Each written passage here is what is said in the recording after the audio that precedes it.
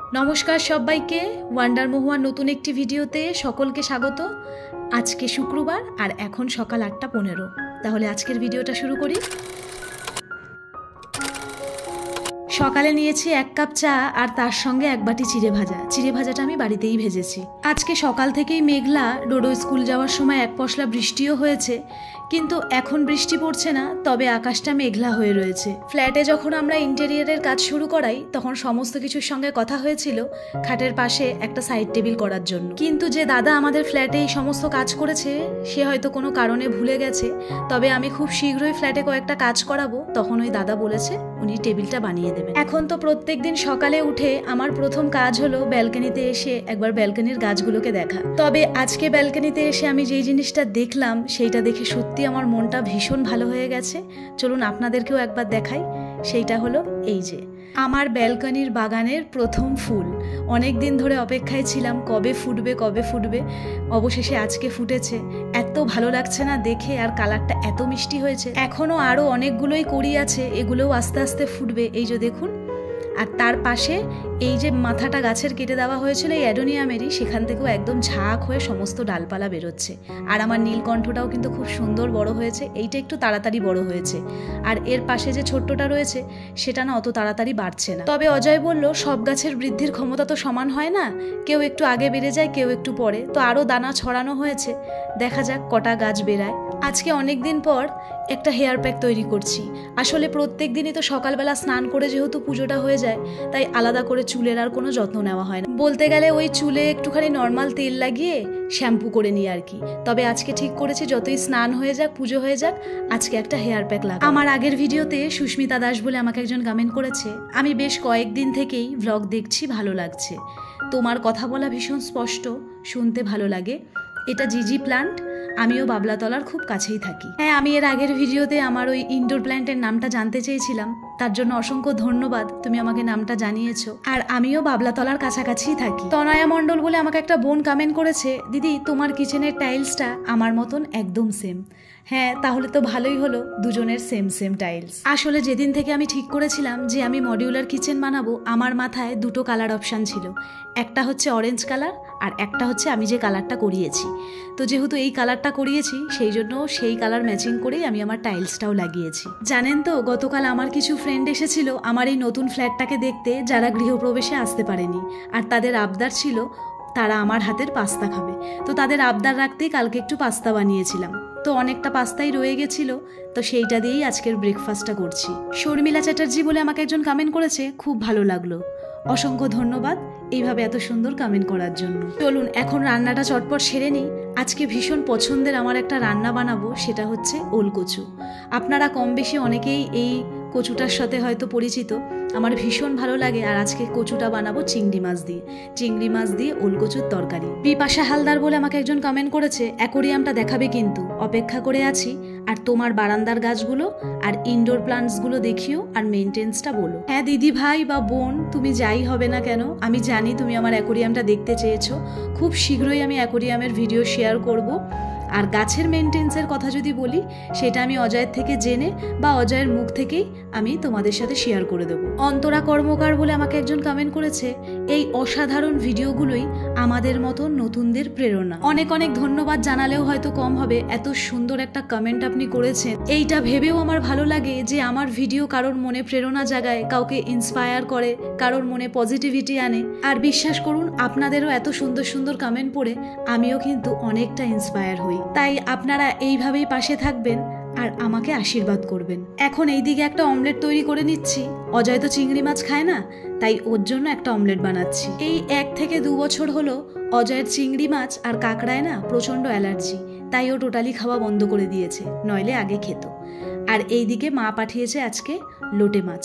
আমার মায়ের হাতের আমার সব থেকে পছন্দের রান্না হলো এই লোটে মাছের ঝুড়ি। তাছাড়া লোটে মাছের গোটা গোটা করেও মা একটা রেসিপি বানায়, ওটাও খেতে ভীষণ ভালো হয়। ওভারঅল আমার মায়ের হাতের লোটে মাছের সমস্ত রেসিপি খুব সুন্দর। আর তার সাথে এদিকে পাঠিয়েছে লাউ চিংড়ি, আমার বাবার হাতের লাগানো গাছের লাউ, সেটাই চিংড়ি মাছ দিয়ে রান্না করে মা পাঠিয়েছে। চলুন, আমার এদিকে হয়ে গেছে তরকারি, একটু গরম মশলা দিয়ে একদম মাখা মাখা করে নামিয়েছি। গত পরশু আপনারা দেখেছিলেন আমি সোফার এই টাওয়ালগুলো কেচে দিয়েছিলাম, তো আজকে খুব ভালোভাবে শুকিয়ে গেছে, তাই এইটাকে আবার ভালো করে সোফায় পেতে দেবো। শতাব্দীস ব্লগ বলে আমাকে একজন কমেন্ট করেছে, খুব খুশি হলাম আমার কমেন্টটা পড়লে। থ্যাংক ইউ দি। তোমরা সবাই আমাকে এত সুন্দর সুন্দর কমেন্ট করো যে সেটা আমি না পড়ে থাকতেই পারি না। অনেক অনেক ভালোবাসা এত সুন্দর একটা কমেন্ট করার জন্য। সোফার এই যে টাওয়ালগুলো, এগুলো তো আমি বিশাল থেকে কিনেছিলাম, কিন্তু ইচ্ছা আছে পুজোর সময় আমি সোফাগুলোর একটু অন্যরকম কভার কিনবো। আমি দেখেওছি জানেন তো অনলাইনে, পুরোটা ঢাকা থাকবে, আবার বলতে গেলে পুরোটা ঢাকাও না, খুব সুন্দর। ইচ্ছা আছে পুজোর সময় ওই কভারগুলো কিনবো। আর আমি তো এখন থেকেই ঠিক করে রেখেছি পুজোর সময় কিভাবে আবার ফ্ল্যাটটাকে একটু নতুন করে সাজাবো, রুমগুলোর মেকওভার করব, বিছানায় কি বেড কভার পাতবো, সেগুলো নিয়ে এখন থেকেই চিন্তা ভাবনা করছি। আসলে আগের থেকে প্ল্যানিং করা থাকলে না সেই কাজগুলো খুব সুন্দর হয়। চলুন, আমার এই দিকের কাজ তো পুরোপুরি কমপ্লিট হয়ে গেছে। আজকে সকালে যখন ডোডোকে স্কুলের জন্য বাসে তুলতে গেছিলাম, তখন নিচের ওই সিকিউরিটি কাকার কাছ থেকে কয়েকটা খবরের কাগজ চেয়ে নিয়ে এসেছি। অনেক কাজের জিনিস জানেন তো, ঘরে একটাও খবরের কাগজ ছিল না, ওনার কাছে চাইতেই উনি বেশ কয়েকটা আমাকে দিয়েছে। আসলে আমার আয়না, কাচের জিনিস মুছতে না এই খবরের কাগজ লাগে। অল্প নোংরা হলে তো আমি শুকনো কাপড় দিয়ে মুছে নিই, কিন্তু অতিরিক্ত নোংরা হলে তখন আমি এই খবরের কাগজ দিয়ে পরিষ্কার করি। ভাড়া বাড়িতে আমার যে আগের ফ্রিজটা ছিল সেটা না আমি কলিন দিয়ে পরিষ্কার করতাম, কিন্তু এই নতুন ফ্রিজটা নেওয়ার সময় শোরুম থেকে আমাকে একদম স্ট্রিক্টলি না করে দিয়েছে কলিন দিয়ে পরিষ্কার করতে, কারণ কলিন দিয়ে পরিষ্কার করলে নাকি কালারটা ডিসকালার হয়ে যায়। আমাকে বলেছে নর্মাল জল দিয়ে আর একটা কাপড় দিয়ে ফ্রিজটাকে পরিষ্কার করতে, আর আমি সেই রকমই করি, খুব ভালোভাবে পরিষ্কার হয় জানেন তো। ঘরের যে কোনো জিনিস যদি একটু মেনটেন করে রাখা যায় তাহলে সেই জিনিসগুলো না খুব ভালো থাকে আর পরিষ্কার পরিচ্ছন্ন থাকে। অনিজিৎ লাইফস্টাইল বলে আমাকে একজন কমেন্ট করেছে, দিদি ভাই তোমার বেডশিটটা কোথা থেকে নিয়েছো, অনলাইন থেকে নিলে লিঙ্কটা দিও, খুব সুন্দর। প্রথমত অনেক ধন্যবাদ এত সুন্দর একটা কমেন্ট করার জন্য। আর না গো বোন, এটা আমি অনলাইন থেকে নিইনি, এটা আমাকে আমার মাসি গিফট করেছে। আসলে সত্যি বেড কভারটা খুবই সুন্দর, ওই জন্য প্রত্যেকদিন রাত্রে শোয়ার আগে আমি ওর ওপর থেকে অন্য একটা বেড কভার পেতে তারপরেই শুই, যাতে বেড কভারটা তাড়াতাড়ি নোংরা হয়ে আমাকে কাচতে না হয়, কারণ কাচলে যদি কালারটা আবার একটু ডিসকালার হয়ে যায় সেই ভয়ে। এই সমস্ত কাজের চাপে আমি ভুলেই গেছিলাম যে আমি একটু টক দই বার করে রেখেছি।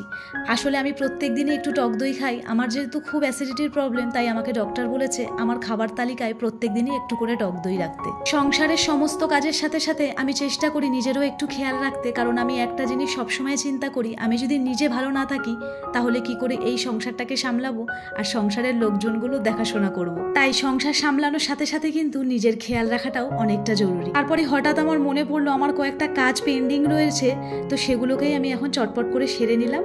আর এখন শ্যাম্পুটা মাথায় করে নেব, যেহেতু অনেকক্ষণই মাথায় হেয়ার প্যাকটা লাগানো রয়েছে। আসলে একটু বেশি সময় ধরে লাগিয়ে রাখলে না খুব ভালো জানেন, চুলটার মধ্যে না প্যাকটার ভালো কাজ হয় আর কি।